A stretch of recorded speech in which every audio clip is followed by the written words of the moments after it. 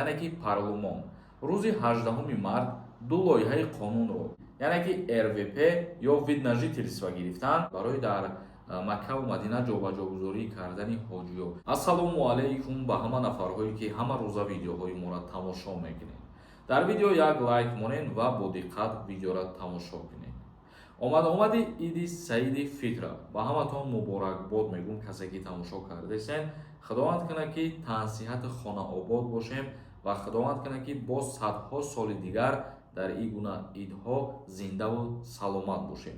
мавзӯи асосии имрӯзара шурӯъ мекунем. дар Федератсияи Русия чиро сахттар гардонидан? бародарое ки мехоҳем бидонем ки аз Россия запрети шумо кушода шудагӣ ҳаст ё ки маҳкамаи номери WhatsApp мебарад, бинависен дар WhatsApp проверка мекунанд.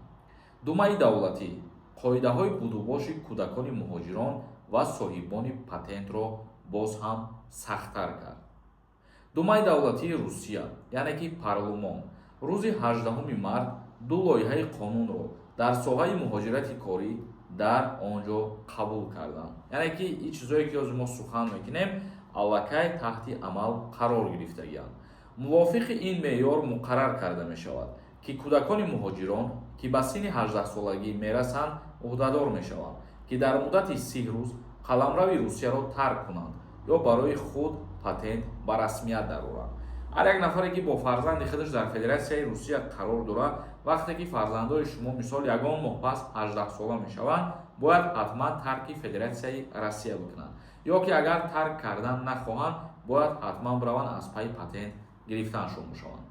илова бар ин, муҳоҷирони корӣ бояд на танҳо барои худ мисли ҳозира, балки ба ҳамаи аъзои оила ки дар Русия таҳти саробонии онҳо қарор доранд, дар шакли пешпардохти сабтшуда андоз супоранд. яъне даромади музди маоши моҳонара ки кам нишон мутиҳен, агар шумо ба кумитаи андози Федератсияи Русия ин чиз қайд карда мешавад, дар ин ҳолат регистратсия ва патентонро метавонанд аннулировать бикунанд.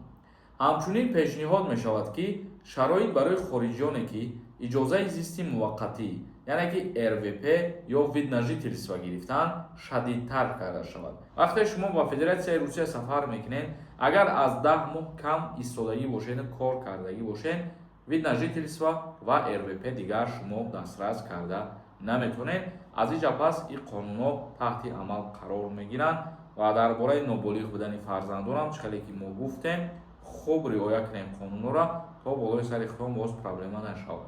комментарияҳои шуморо мехонем ва ба саволотон ҷавоб мегардонем.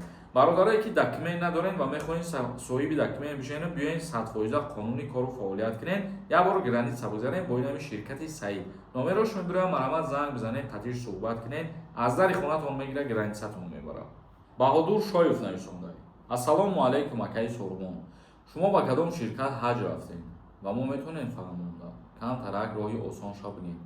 бародарои азиз, хеле ки ман дар чанд видеоҳо гуфтам, ман ба ягон ширкат нарафтам ва худам ҳам хел билет харидорӣ кардаму мақсад 3-4 нафар ҳамроҳ шудем, рафтем шукри худо, зиёрата ба анҷом расонидем, бе ягон мушкилӣ ба ватан баргаштем ва мо ҳамин қадар мақсад гузоштем ки мақсади гап ин корҳо ягон мушкилӣ надорад ва дар ояндаҳо мумкин ки мо ширкати худмонро бикушоем барои ба ҳаҷ равон кардан, барои дар Макка ва Мадина ҷобаҷогузорӣ кардани ҳоҷиё.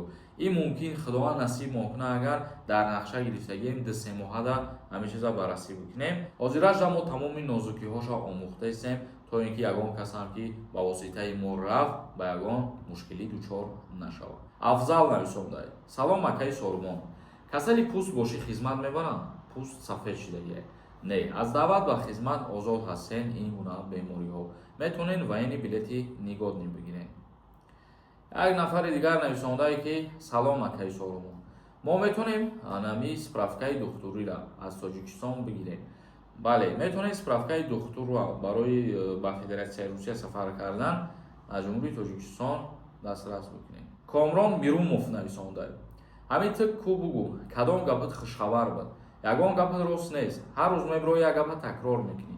ҳеҷ вақт рост намегӯй. беҳтарам медонанд ин гапҳоро мардум. чара ба ҳамин туҳматот худованд назанад. ҳамин хеле бадбахтҳо русиёро ба худованд месупорам ва ки дар ҳаққи як кас туҳмат мекунад, охир бадбахти худозада як хел нафарат фоидатон дар хитон намераса зарартон ба дигарон расонед. дар ин ҷа ҳастанд одамои ба ақл ки суханои моро дуруст мефаҳманд, камтар ақли хуб доранд ва сарфаҳми гапҳои мо мераванд ки мо чӣ гуфтаистем, дар чӣ масъала гап задаистем. аву одамое ки хеле комментарияҳо менависонед, боварӣ дорам ки саводи мафкураи хуб надорем. ба лавзи кӯчагӣ бирем беақл одам менам хеле одамда. як нафари дигар нависондае ки салому алайкум ака. Созен, ман 3 бор патент продлит кардагиам. 4 медуда бошам патент. 4-бора продлит карда наметонем. Ба хотире ки 3 маротиба иҷозат ҳастад, 4-бора бояд ки шумо граница гузарем бародар. як нафари дигар нависондае салом ака. Аз Золотая корона қарздор бошӣ. Гузашта метонӣ? Везд ҳуй боша. Бале. дар ҳолате ки Золотая корона ба суд надода бошад, шумо даромаду баромад карда метонед бе ягон монеагӣ. Баҳром нависондае. Салому алайкум ака. Ман 2 моҳ дар Москва будам. мазам грех омадам. Документ накардам. равон бо мешавад ки гепатит бошӣ. Мешавад. мақсади гап ки бе документ гаштагӣ бошен 2 моҳ ва биромаданда дар шумо ягон монеагӣ ба вуҷуд наоварда бошанд ки чӣ ба 2 моҳ беҳуҷҷат будӣ ва дигар чизо. бале боз абрадан даромада метонед. як нафари дигар нависондае салому алайкум ака. соли ман 26/01/99 27 сола шидам, аз хизмат озодум. бале 27 сола шида бошӣ, аз даъват ба хизмати ҳарбӣ озод ҳастӣ. Парвина Каримова нависондае. Ассалому алайкум. Шунидам ки запрет выдворение кушода мешудааст. Рост аст? ҷавоб диҳед. Не, выдворениҳо авф намешаванд. ҳозира шуда дар ин масъала ягон информатсия нест. Мирзоев нависондае. Ассалому алайкум ака. ман дар шаҳри Питер будам. патентам аннулировать шудагӣ буд. ман ба ватан баргаштам 5 моҳ шуд. ман дар Тоҷикистон ҳастам. ҳозир агар баргардам ба Россия, метавонам патент кардам. вақти 1 сол бигзара баъди аннулировать кардан, наметавонӣ ки патент бикунӣ. Умед Раҳимов нависондае. Салому алайкум. ака, ҳамин студентский билетҳо ҳаст, ҳамин ростае. барои аз кор озод будан агар шумо ҳамонро гирифтанӣ бошен, нагирен. хубтараш проблема болои сари худтон накунед. Маҳсудинов нависондае. Салому алайкум. меган авфи муҳоҷир мешавад. гуфтан ҳамин гап ростае? Не, дар бораи авфи муҳоҷиро ҳозир ягон информатсия нестае. агар ки информатсия шид, баъд насиб бошад, мо видео мекунем ва ба маълумоти шумо мерасонем. барномаи имрӯзамонро ҷамъбаст мекунем. бародаро саволо бошад бинависед дар комментария. насиб дар видеои дигар мехонем. худованд ҳамаи мо шуморо нигаҳбон бошад.